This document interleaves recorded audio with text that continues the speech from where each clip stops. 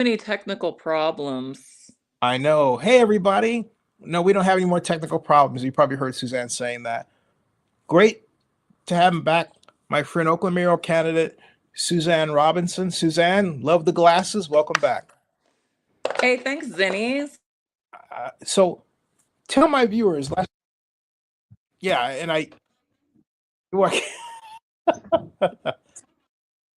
yeah, tell my viewers, and I've got, you would say, what's going on here? I'll tell you what's going on. What's going on here, folks? I didn't turn the volume off on my other thing. I have the video open so I can put this out on Twitter and Facebook, right, and all that stuff. But I forgot to turn the sound down on that video. So as a result, it's not the first time I've done it. I always say so nice. I have to say it twice or three times or four times or five. So there you are. Um, Congratulations on everything. You're hitting all the marks of the campaign. What have you seen? What have you learned thus far? Talk to me about Oakland from your point of view as an Oakland mayoral candidate, Suzanne. Yeah, thanks, Zinni. Well, I knew going in this was going to be a tough race. I'm going up against two big name politicians. So it's been a challenge, but I'm up for it. And it's been great fun. I've really enjoyed being on the campaign trail, meeting so many people. And I've got a lot of people that have started to get really excited about me. So I'm excited about that because one of the reasons I jumped in was. Oh, um, Oh, there we go. cool. Yeah, one of the reasons I jumped in is because I really wanted to get to the heart of what's going on in Oakland. And it frustrates me that my party, is sort of like lined up around what I think is more of a political narrative than what's really going on. So it's been exciting to me that the message resonates with people, that they really do, that people are ready to go for the jugular here, right? They're ready to stop messing around and lining up around red and blue politics, and they're ready to start proving the model. That's really what we need to do. It's like, I've considered myself a reformist, and I think that we spent a lot of time talking about the new economy and talking about like taking humanity next level. We actually have to do it. We have to prove that this economy can work for everyone. We have to prove we can have a thriving middle class. We have a lot of work to do on that front. And I think it's time for us to do that and stop worrying about the Republicans all the time and stop worrying about Donald Trump and start proving the model. Like, the best vengeance is success. Let's prove that we can be successful at this. And in order to do that, we're going to have to change, like, we have to stop with the narratives. Yeah, well said. Oakland Restaurant Week is upon us. One of my favorite times of year because my favorite place to go, one of my favorite places to go is the Alley, 3325 Grand Avenue in Oakland. And she'll be back. Uh, so, but once she comes back, well, then I can find out what her favorite restaurants are to go to. Or given that she's running for mayor, she'll probably say all of them, right? And that would not be a bad answer because there are great restaurants to be visited in Oakland, regardless of the focus.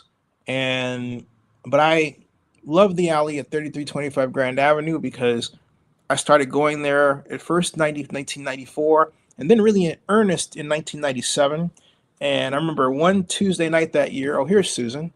Susan, there she is. I told everybody. I told you she back. I know we have all these tech things. As you can practice 5,000 times, and then as soon as you go live, everything Yeah. starts going crazy, right?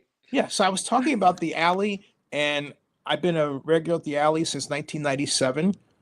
Rod Dibble, she dropped in. Ron Dibble taught me how to sing, and but the alley is known for its steaks. And Suzanne will be back. She's got some sort of, I think, device or gimbal that's doing that. Yeah, there you are. Yeah, you're back. You're back. Yeah, you're back. Okay, Suzanne, what's your favorite restaurant to go to for Oakland Restaurant Week or favorites? I really want to give a shout out to Wapapa's Kitchen with Crystal. And, I've been a part of the Native American community going back to when I was going to college in Chico, and it's like I want to say that the especially the Lakota tribe at that time, they really saved me. You know, I went through so much as a young person, and they welcomed me into into their community, and I just really appreciated their community, their spirituality. I appreciate the way they treat their elders even. Like I learned so much from Native Americans about respecting our elders. You know, the elderly people always eat first, you know? So whenever we would have community events, you line up and the elders always go first out of respect. And it's actually Oh no, she'll be back though. But she was talking about the tradition of respect. Grr.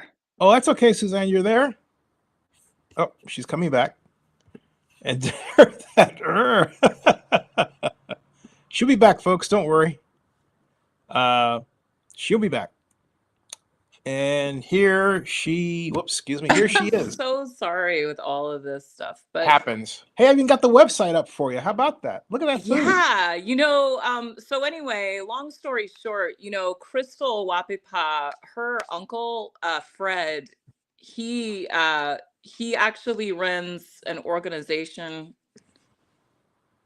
Sorry for that. That's okay. Happens.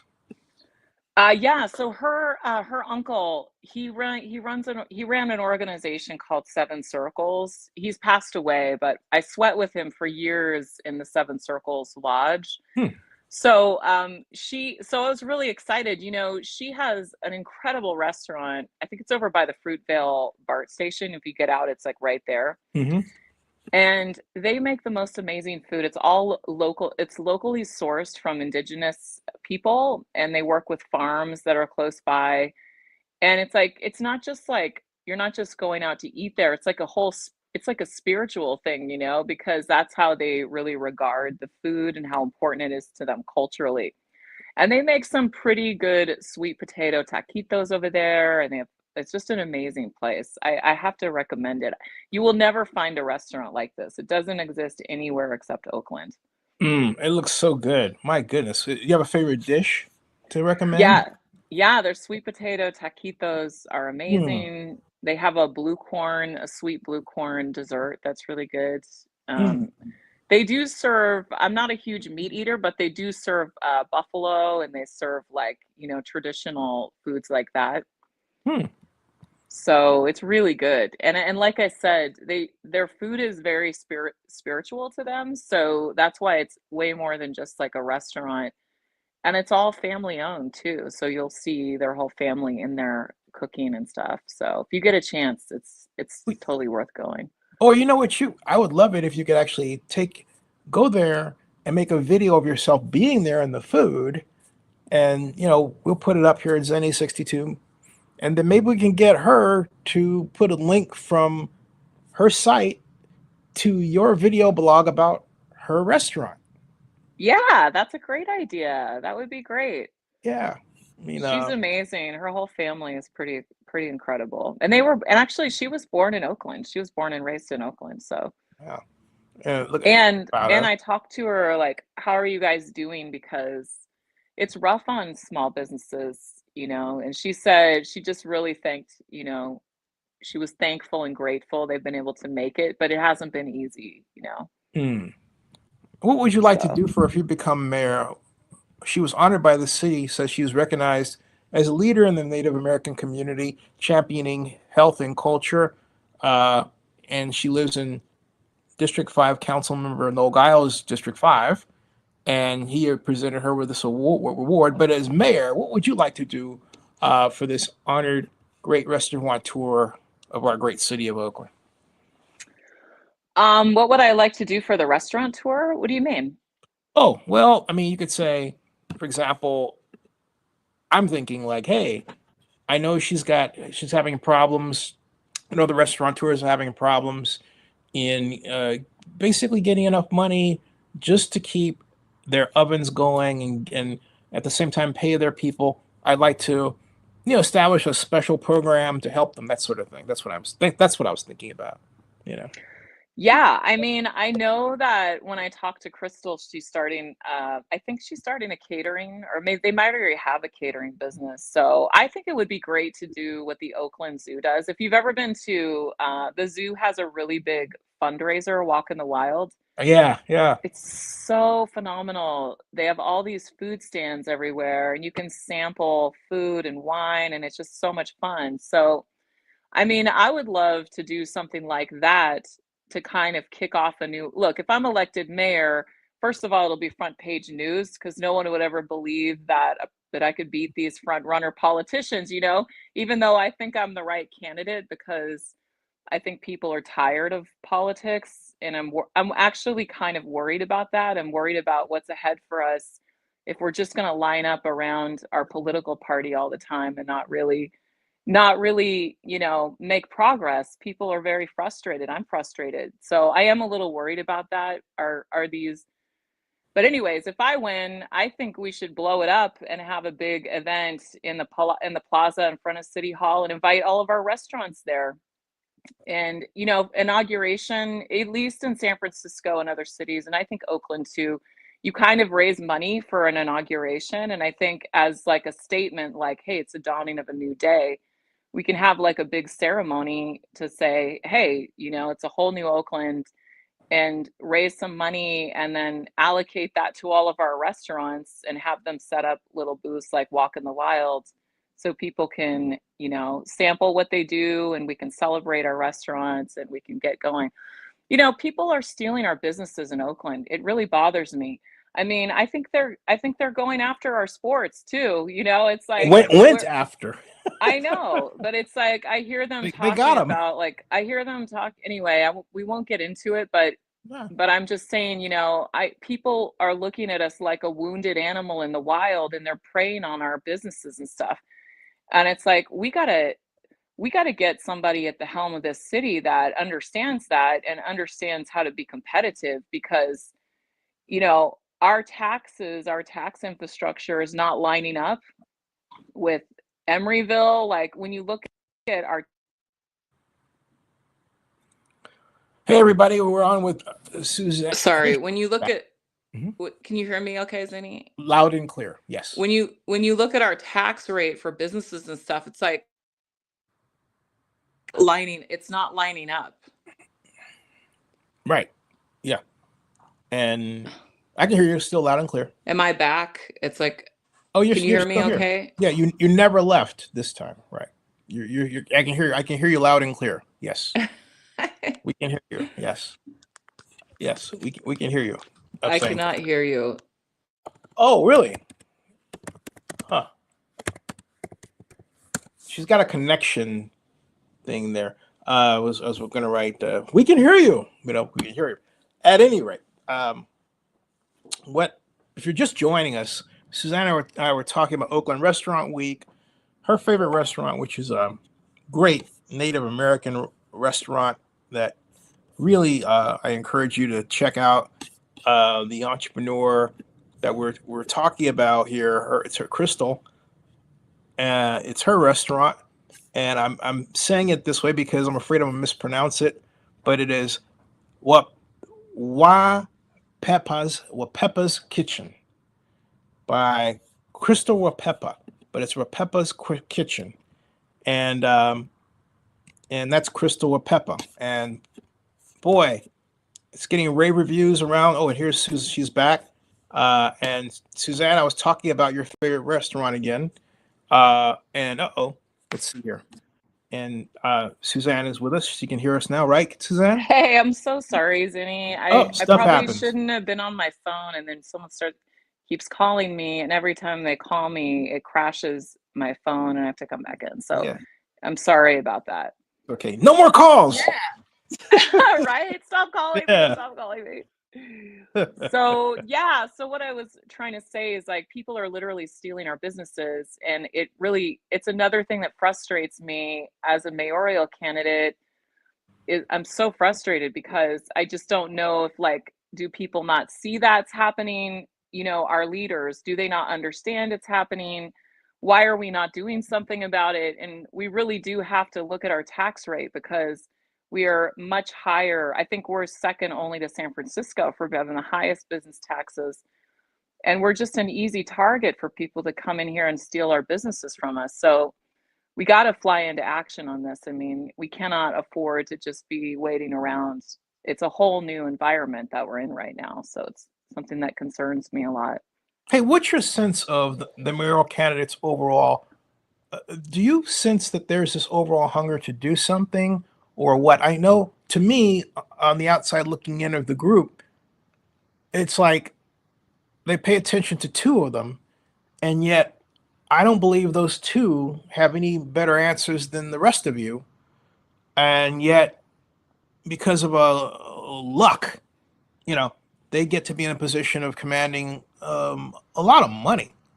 $634,000 raised, according to Open Disclosure Oakland, and that's substantial. Quite. What are your thoughts on that?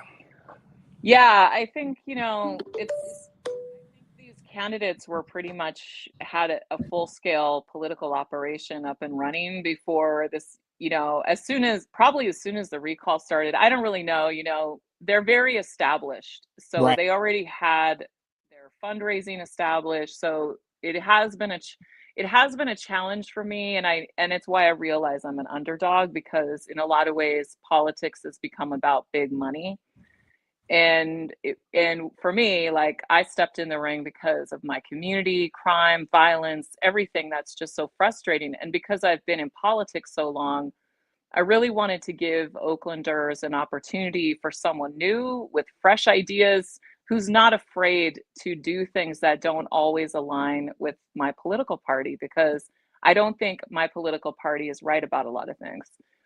Or I think we're getting a narrative that is politically makes sense, but it doesn't make sense when it comes to how we need to address the issues. Now, So it tell is us about your. frustrating, Zinni. It's frustrating that, like, our city and cities everywhere are being invaded by big politics. It's also frustrating that there's like a small elite club in my political party, and it's like, if you're not approved by the party, you're not in. And it's like a problem, and I'm concerned about that, because then you're only going to be getting candidates who don't rock the boat, who don't challenge the status quo. They're the ones that are accepted by the political elite, and that means they're willing to bend over or line up with whatever the party thinks. And I think my party, the Democrats, are have really lost their way on a lot of these issues, and I'm not afraid to go after them. And whatever the outcome of the election, I'm excited to be able to at least have a voice, because it's incredibly frustrating. We Oh, are you're gonna throw punches? Look out! No way.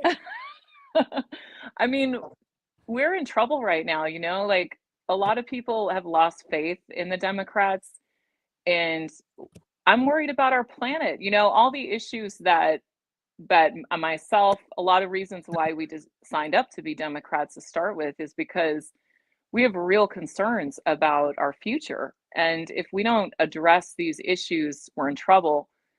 And the icebergs haven't stopped melting. We're headed for a very different time. And we got to get ready. We have to get ready for what's coming, but we also have to stop this. We have to stop this by proving that we can build a green new economy city, by proving that there's a place for the middle class in Oakland, by stopping people from polluting and destroying our sacred lands. I go back to, Crystal Wapapa and the Native American culture. All of that's part of like what I learned because of that community. Our sacred land is underneath our feet, like, these are our sacred lands. And I'm very concerned. And it's like, if we don't get reformists in, and they're not going to be approved by the elite. Okay, we've seen this elite group of Democrats try to destroy different initiatives, like, they're just not willing to kind of like change. They're not willing to change, and I think it's a problem, actually. I gotta ask you something we were talking about off camera. What do you think of Pamela Price attacking Ken Houston? you know um I want to say that sometimes Oakland seems like a small town with people like all this stuff flying around, and it's like it's a bit of a distraction from what we have ahead of us, what we have Mm-hmm. to do, and it's like Mm-hmm. I just I think I think I would appreciate Pamela Price because I know she's going out there with a new vlog show and whatever, and it's like I don't want to get involved in all that stuff.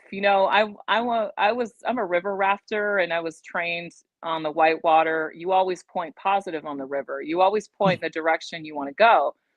And getting so caught up in all this stuff, it's like it's like water cooler gossip, and Wait, it's wait, like wait, wait, wait, wait, wait, wait, wait. You're a river rafter? I'm a river runner. Yeah. Wow. Tell how did you get involved in that? That's no small potatoes. That takes strength. Are you a Yeah. power lift? Well, are you a power lifter too? No, you seriously. know, I'm not joking. Are you?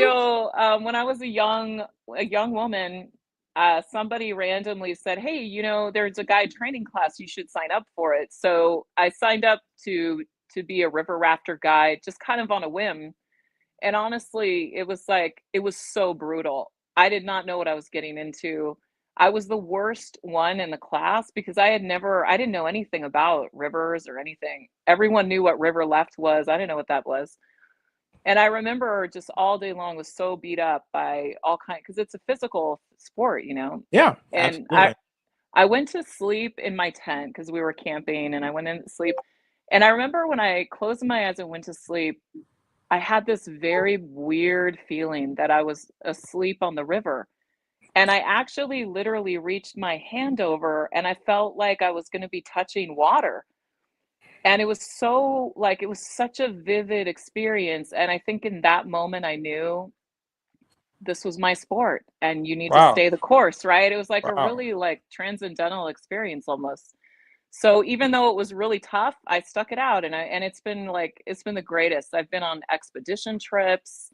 Usually once a year we go on like this 1 or 2 week long expedition trip out into wild and scenic rivers like the Salmon River.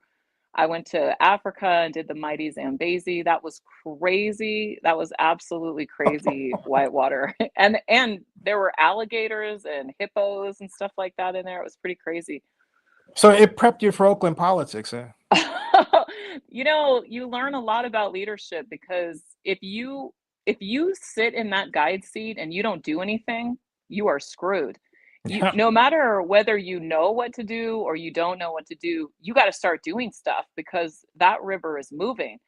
And so you got to make left turns, right turns. You're never going to get it always perfect, but I think it's a good symbol of leadership because I think, having a one party political system, I see our politicians, and I've been behind the scenes in politics for years.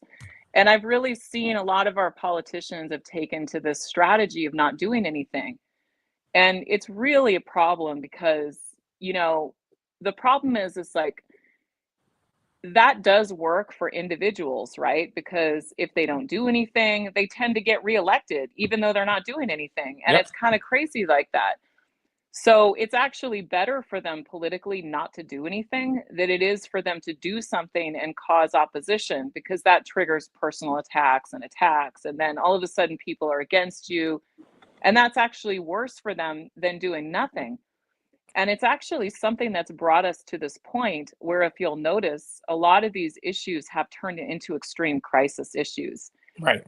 And Right. it didn't just happen overnight, like it's not something that all of a sudden happened. This is something that has been, I think, a byproduct of a one party political system in Oakland and California. It's like politicians that have just developed a strategy of not doing anything because it's safer for them. Hey, And go ahead. yeah, Go ahead. Go ahead.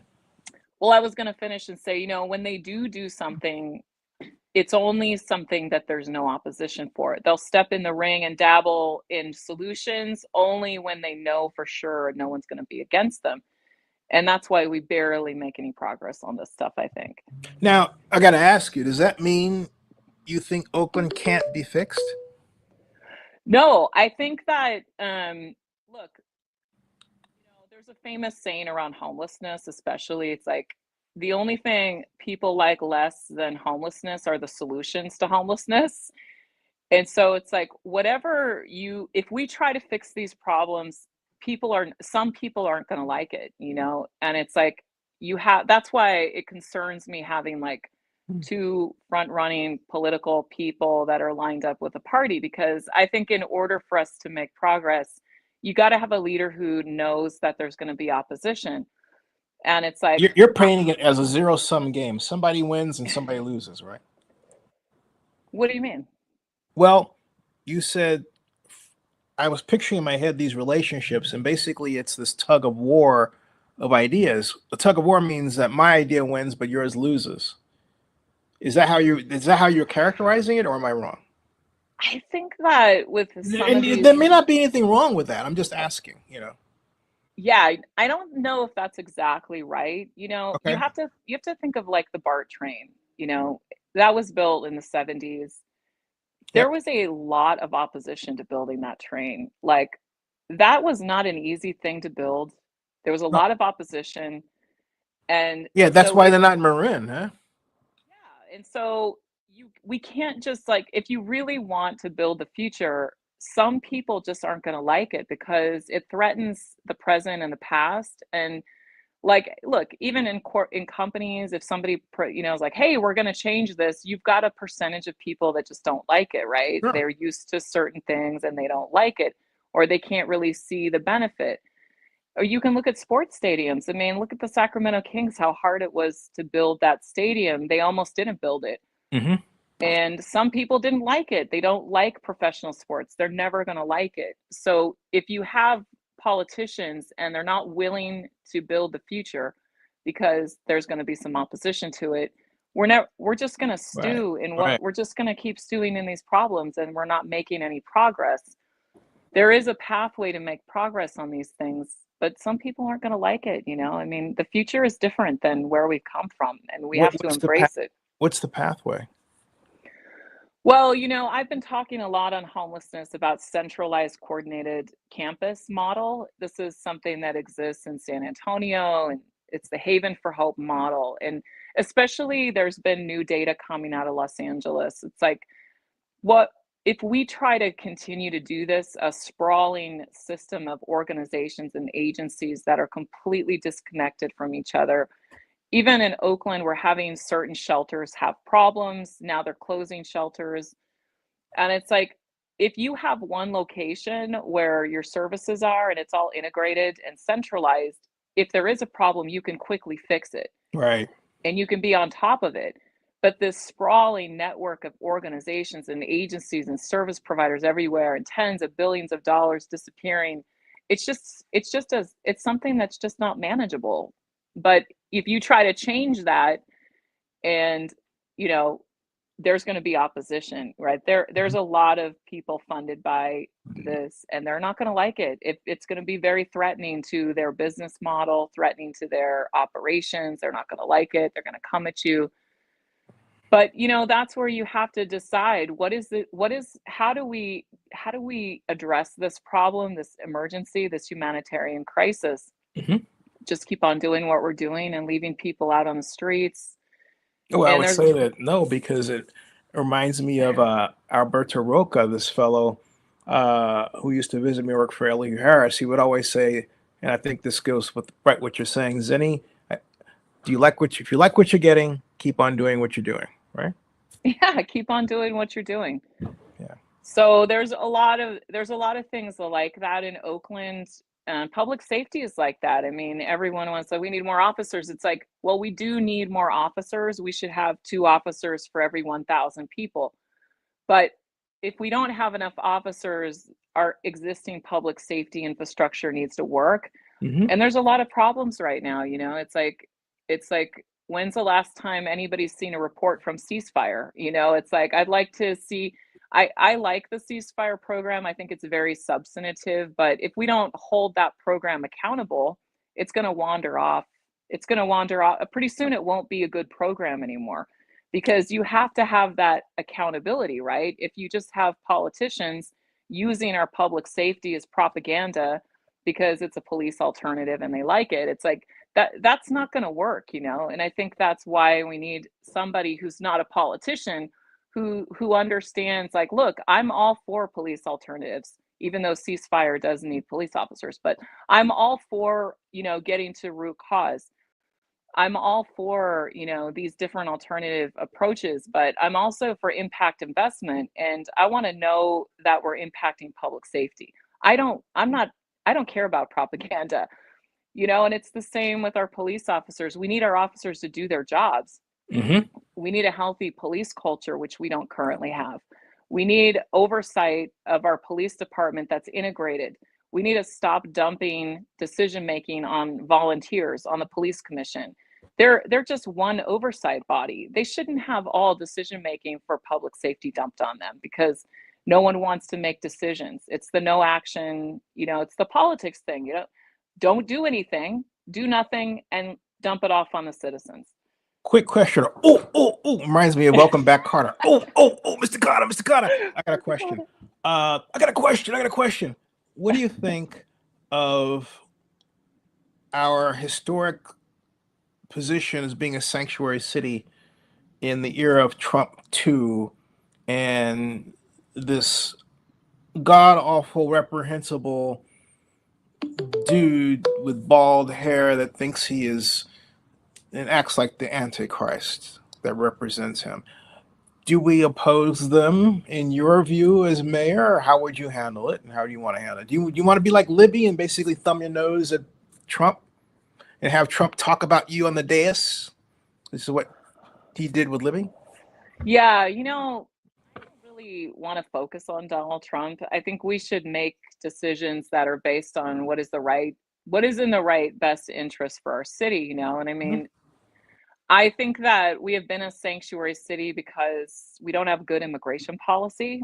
And I think that what we should be talking about is not Donald Trump. It's like they actually just try to get immigration a bipartisan. This is bipartisan, by the way. Yep. Most Americans agree with this bipartisan immigration policy for Dreamers, the DACA, to have a pathway to citizenship for people who've been here since they were little kids, like Hmm. 5 years old, and they're now, you know, they have kids of their own. They consider themselves Americans.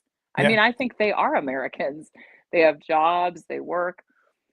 And so, you know, even now they just defeated another attempt at bipartisan legislation to help a pathway to Hmm. citizenship. So, you know, I think the talking points, first of all, I think we should be a sanctuary city, but I think we should make it clear that we are not protecting people who commit crimes. And that's something that the Trump administration should be happy about. We're a sanctuary city, but we're not protecting people who commit crimes. We're with you on that. The second thing is that the talking points are about good immigration policy, which most Americans want, including Republicans, Democrats. Most people agree that we should have good immigration policy. And so that's something that we do not currently have. So I think that should be our talking points. I really don't want to spend a lot of time attacking what's going on in Washington, there's just no point to it. You know what I mean? It's like we, the Democrats, my party, you know, we're in this situation because of us. Our party needs reform, and I'm a Democrat reformist. And we need to stop pointing fingers at other people and worrying about the Republicans. And we need to make our policies work. And we need to make progress and stop lining up around narratives that don't get to the heart of these issues and start moving forward. You know, that's how we win. That's how I want to win. I don't like winning based on mudslinging and stuff like that. And that's why we're suffering in this country, you know. And it's like we have to prove the model. We have to prove that we can take humanity to the next level. And and I think we can take humanity to the next level if we focus on that. But we're getting caught up in things and distracted and like stewing in things that like are sucking up our energy, our money, our resources, and they're a complete waste of our time. You know, like we want to point positive on the river. You always point in the direction you want to go. You don't point at the rocks and the obstacles, right? Or you're going to hit them. You Right. point in the direction that you want to go. That's where you want. I want to bring your attention to something I saw on Nextdoor just now, that is rather provocative, and it's by a fellow I know I've known for years, Sucka Mao. And in fact, I need to get him on. No, I'm sorry. I also know Tuan Go. I looked at Tuan Go's name, and I really thought of Sucka Mao. That's funny. I have to tell him that. Anyway, he says Oakland needs a fresh start. Please withdraw from the mayoral race, Barbara Lee. Oh, that's awfully needy. He's got an online petition. What do you think about that? My God, that's just I believe in a democracy, and even though I am concerned about these big name politicians, here we go, like at the same time, and I also having gone through, I'm still in the process, but I do think there's opportunity for us to make some changes because, money in politics is all about getting voters to know who's running, right? And so I think we need to do a better job at that and essentially kind of eliminate money from politics yeah, by creating these access for these candidates to different media events. We talked about this before, like that's basically what it is. That's where the money goes. It's so that the voters know who's running and they can make a decision. And so I think we can do a better job at it. But look, I don't like the mudslinging and the attacks on Congresswoman Lee. yeah. I think it's Whether awful.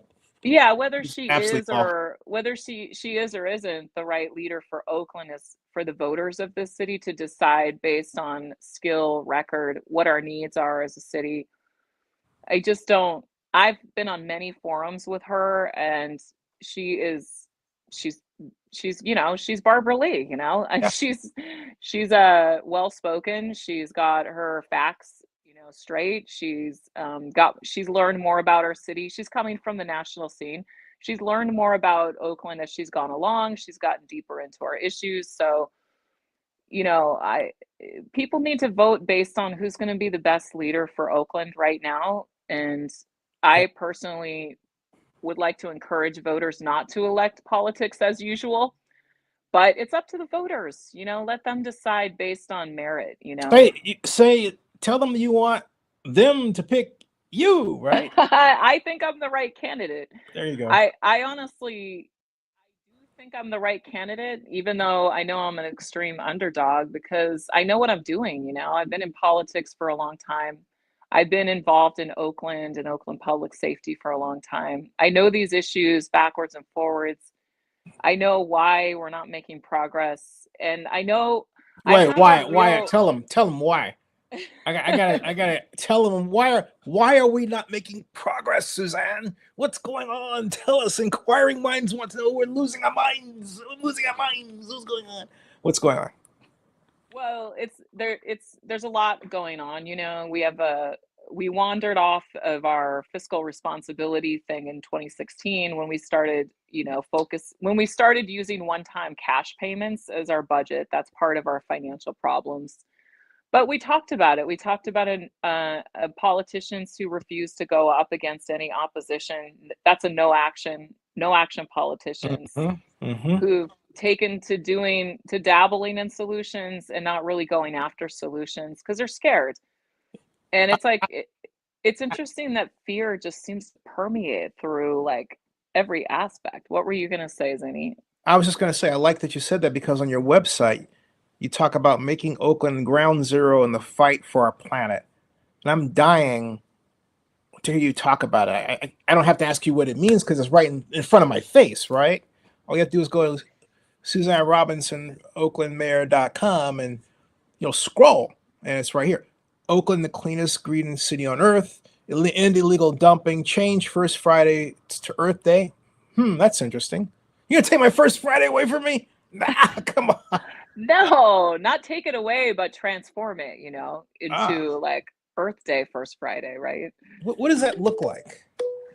Yeah, well, look, I think that we're in trouble, Zinni. I mean, Yeah. we're at a point of no return with the planet, and everything we do from this point on is going to determine the degree of suffering for future generations. And it's like we're pretty much out of time here, and for our city to be called the trash can of the East Bay. I've seen people pollute our sacred lands. On the one hand, we have people who are professing to be like my party. I call myself a Democrat reformist. On the one hand, we call ourselves the party that's protecting and defending the planet. And on the other hand, look at our city and look what we're letting people do to our Right, planet. right, right. And it's like either we're going to protect and defend our earth or we're not. And to me, I think we have a tremendous opportunity. That's what Anthony Carrillo. leadership, Hold on a you second. know, Um, we have uh, a tremendous opportunity to set a bold vision of what we're going to do and mhm. then mobilize our people to do it. We have to prove the model here. And it's like there's a lot of things that we have to do. I'm a big believer in energy, culture, mission, vision, values. We've got to decide what we are as a city and go after it. And Well, I well don't think said. I don't think we should call it illegal dumping. I think we should call it, destroying our earth citation. All these little things that you do, like instead of First Friday, it's every month we have an Earth Day and we Yeah, surge clean the city. It's like we've got to have a culture that centers around this because I've seen a lot of our young kids just leave their houses and fling wrappers on our land. Like yeah. they don't understand this. No one's teaching them that this is our sacred earth. To them, they're just dumping on the government and the government's going to clean up after them. And we're utterly failing in communicating what we're doing here. And that's where the mission is, the vision, the value. And beyond that, like we have to decide, Oakland has to decide what they are. I mean, are we going to focus on being a third world country with prostitution and drug use everywhere? Or are we going to be a family friendly city? Are we going to be the cleanest and the greenest city on earth? We have to make a decision as a people what we are. And then we have to live that truth in our policies and our actions. And I think we've spent so much time focusing on all the negatives that in some weird way we've grown those negatives. It's like we've grown the dark energy in the city. And when you just focus on that and grow that bad energy, it just permeates everywhere. And what I'm saying is we can focus on the good energy and the light and become a family friendly, clean, green city. If we agree that's what we are, and let's go after it. Thank you. Hey, everybody, I want to welcome those who found my Nextdoor link and to this broadcast. I'm interviewing once again my friend Suze Robinson, who's running for Oakland Mayor in the 2025 special election. Hey, first of all, you have a tight focus, but tell my viewers who are meeting you for the first time, like these 6 people, what are you all about? Who are you? Yeah, well, I've worked at the intersection of business and public policy since 2009 as vice president of governance and stakeholder engagement. And outside of that, I've actually worked in every sector. I've worked for nonprofits, startups. I've worked for a corporation for 5 years in a top tier sales department. So I have a very good, deep understanding of many different sectors. And especially, I've been working in politics for so long that, that's one of the reasons I stepped in the ring here because I'm very frustrated with what has happened in Oakland. And, we've already talked earlier about having to watch people steal our businesses Yep. and our government do nothing about that. Zero action while people are literally preying on us and stealing our companies and businesses from us. It's crazy. And, we talked earlier in the show today too about the elite politicians in my own party and how concerned I am about what's going to happen to our city Mm-hmm. if we keep filtering all of our decisions through a broken down political narrative. And it's like, well, as long as this has been signed off on by the elite politicians that are running my party, then I guess we can do it. But as we know, many of these policies are failing and my party is broken and we need reformists like me to step in the ring How do you because fight the state? How do you fight the state power that be the people who represent? Well, look, I'm not saying anything bad about these folks, but they're my friends. Like Rob Bonta, some would say represents part of what you're talking about. I say he's a crusader, but He is what I would call a very pragmatic politician. Uh, Take that for what it's worth. And it's quite a valuable. If you think about what I just told you, and you know his history, it is a very statement that I just made, a very heavy statement that I just made. There are other people who, well, good government folks abound, as you will in our party. But we all conspire together to contribute to the problem. What say you? How do you solve that? How do you get through the mud? How do you get through the murk? How do you do it? It's a muck. You can't even see. It's kind of like being 64,000 feet down, right? If you think about it, you get crushed. Yeah. Well, Zinni, I think that one thing I learned a long time ago is the best way to win at something is to not play the game at all.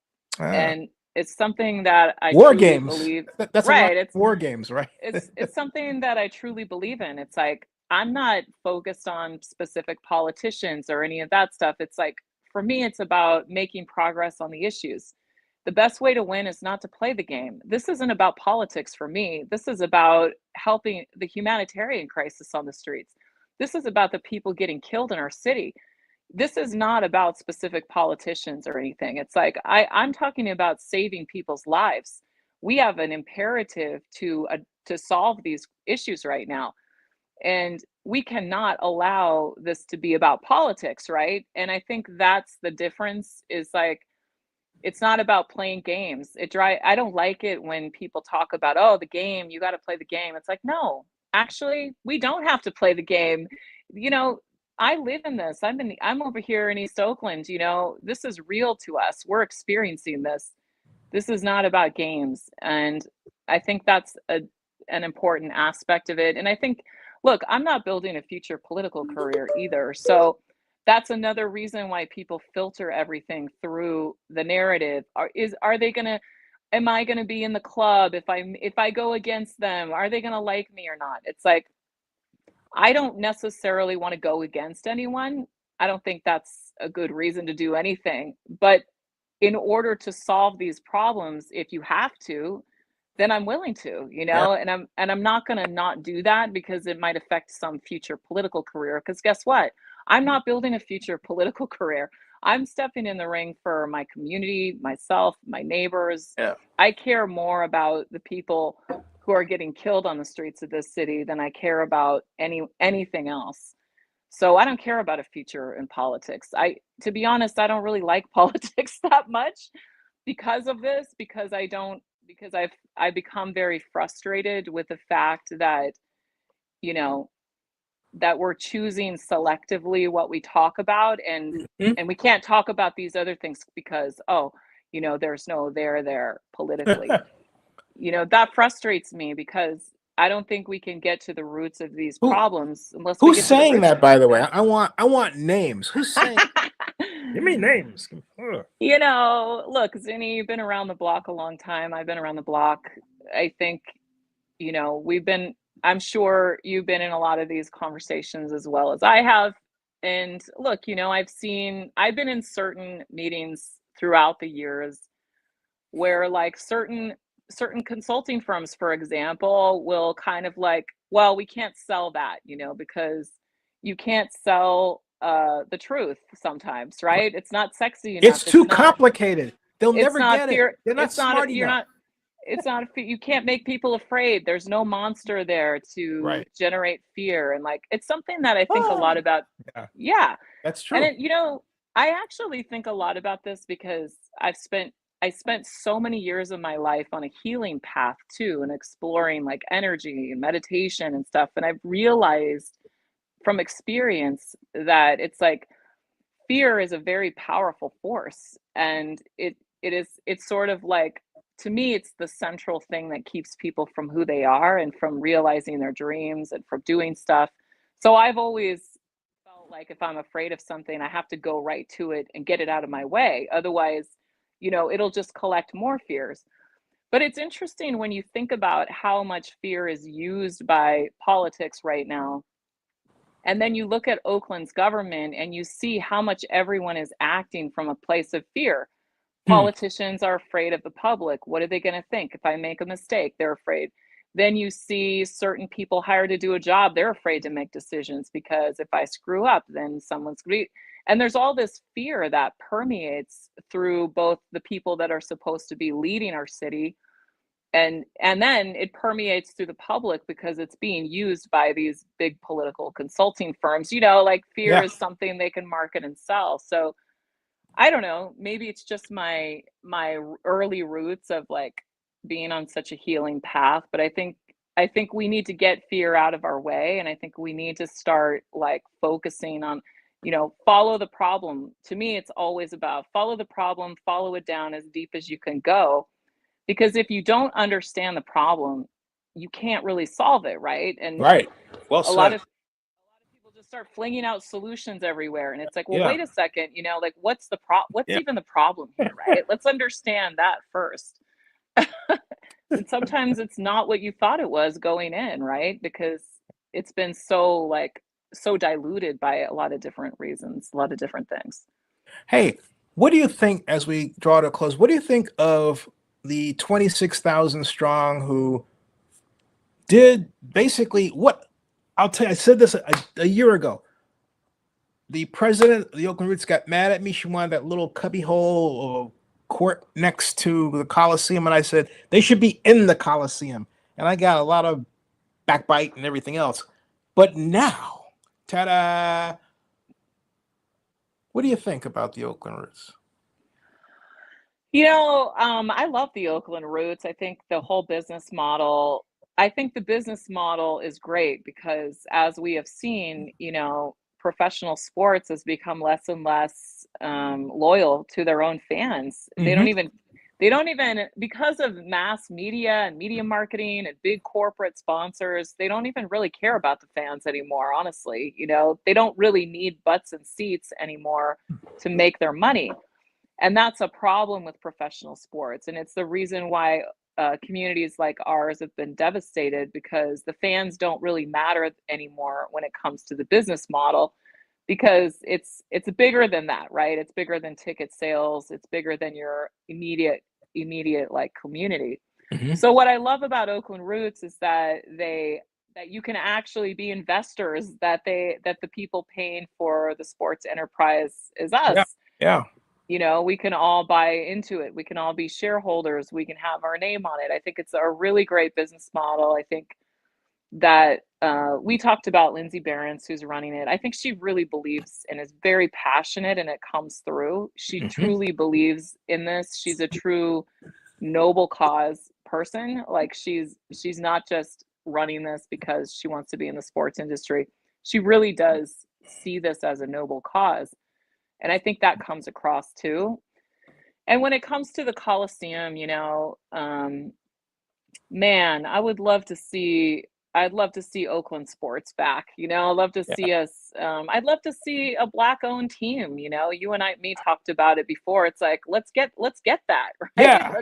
Yeah. Let's stop talking about it and let's get it. Let's get some real leadership on that. And we have some As a, great leaders out there, right? yeah. A friend of mine would say, "Don't talk it, do it." You're absolutely right. Yeah.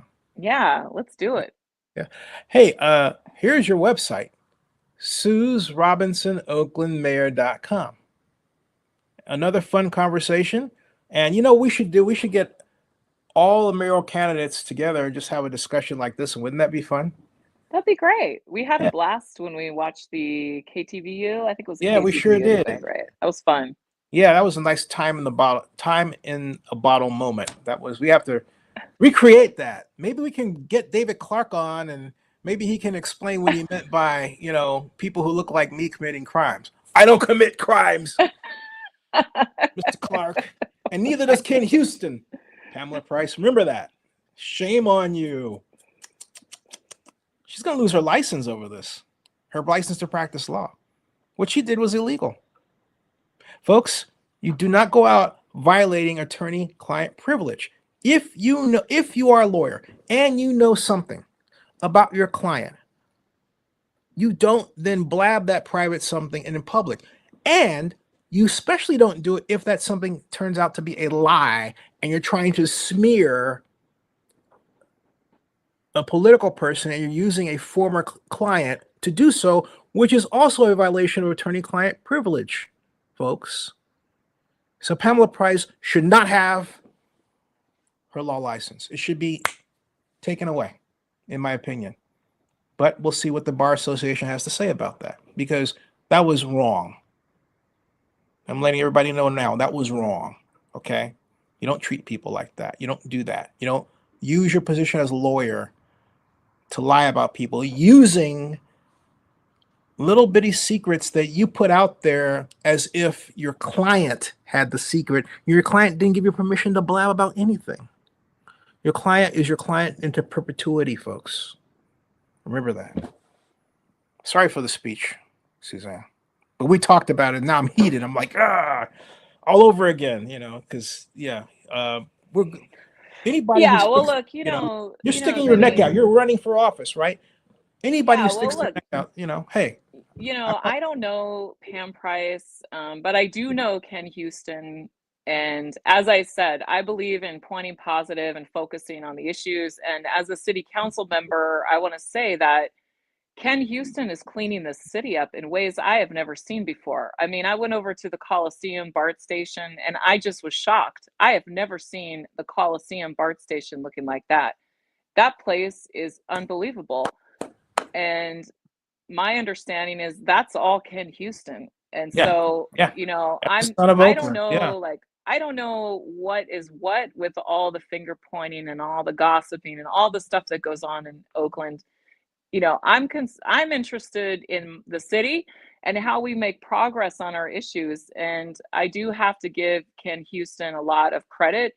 He is making a big difference on what is going on in the Yeah. city, because I have not seen the Coliseum BART station looking like that in a long time. And my understanding is that's all Ken Houston. So, and he's been very passionate for a long time about,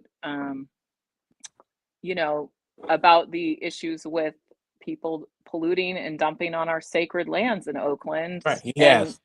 I know I saw a piece on him that was done on a show called California Insider that's all about he built up the Oakland beautification project, He did. Yeah. which apparently is actually also giving people who were homeless or formerly homeless jobs, teaching them how to dispose of waste. And my understanding is some of those people have gone on to get jobs in waste management because they started out with the beautification project training, because there's a specific way you have to pick up waste on the streets because there's toxic waste and all kinds. So it's like they have to learn how to do it. So, like I said, I'm in favor of attacking our issues and getting stuff done in this city, and I think that's what we need to focus on. And anything else is a distraction, in my opinion, from building the city that the people deserve who live in Oakland.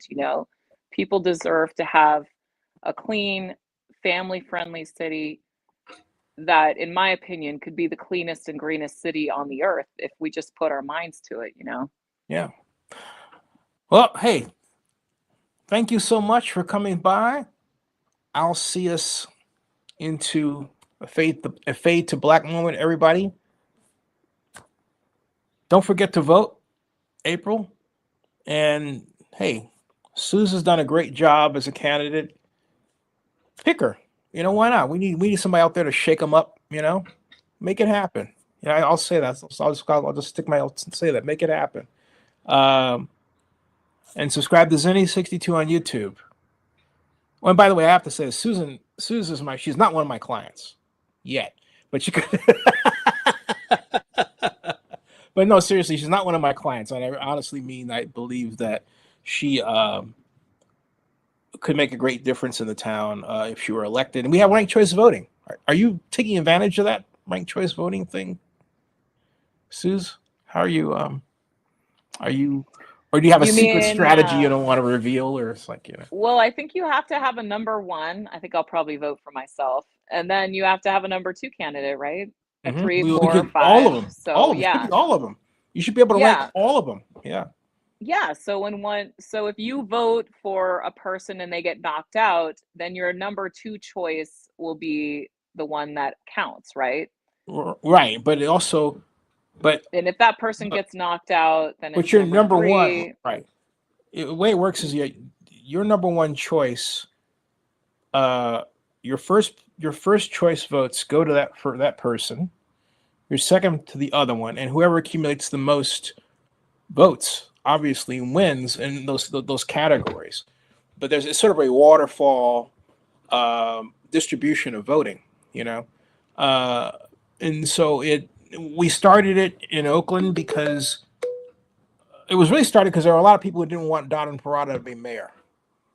Okay, no, seriously, because Don was going to run 2 years prior, 2008. He was talking about running for mayor of Oakland, and basically it was considered a shoe-in that the then supervisor of Alameda County would be Oakland's next mayor. But there were a number of people in the media led by such folks as Robert Gammon, who was editor of the East Bay Express, and the owner's name, who I won't mention because I would prefer that he and I have a boxing match at King's Gym or something one day. No, I'm serious. No, that's just kind of the way he's been treated me over the past, and it would be it would sell tickets and make money for charity and all that stuff. And since I have a bad hip, I definitely lose. But anyway, but I do it anyway for the kids. But my point is that all half kidding aside, they were really fervently against Don Parada uh, because they've done a lot of exposés on Don. I would say 50% of them unfair, but there was a groundswell movement led by a number of people to have ranked choice voting because it meant that the person who was considered the power player, right, who also was considered the cause of, well, expensive housing, all that sort of thing, it would be less likely that person would be the leader. That's the idea, and more likely that a person who had a minority representation, you take that as you may, in all sorts of ways, would be the pick. Now, has it worked out that way in actual practice? Actually, it hasn't. And that calls for a whole long discussion. But when you have a situation where you have two people at the top with questionable strengths and other unknowns, then you have a situation where ranked choice voting could go in a wild direction. So that's Yeah, I could end up being the next mayor, Zenny. yeah, you could. It could I happen. could. Serious. It could actually happen. Yeah. And if that does happen, it would be because I was meant to be the next mayor. I think that's how I would look at it. And I think honestly, I probably am the best candidate in the ring right now because of the fact, all the reasons that we talked about on the show. It's like Oakland deserves a leader who sets a vision for us to become the city that we know we can be. And it's like, I think that's what's different from me than other candidates is I see the vision. I see a vision of our future, and I know we can build that. And I think the problems that we have now are a vehicle that will help us get to that future. And, you know, this is the time for us to build our future because once the economy gets back up and running again, it's going to be a real missed opportunity, and it'll just be back to the way it was and will be overflow for San Francisco again. And it drives me crazy, like I want to get away from San Francisco because this is an incredible city. I mean, we have so much opportunity to build a pretty incredible city. And I just hope that we can do it. And I'm not, like, anyways, I hope we can do it. I think we We can do can. it. We can do it.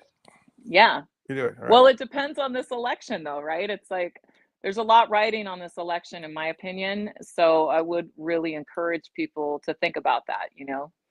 All right. Well said. All right, folks. We're going to end this stream. We'll see you later. Stick around, Suze. You don't have to move a muscle. Subscribe to Zenny62 on YouTube and book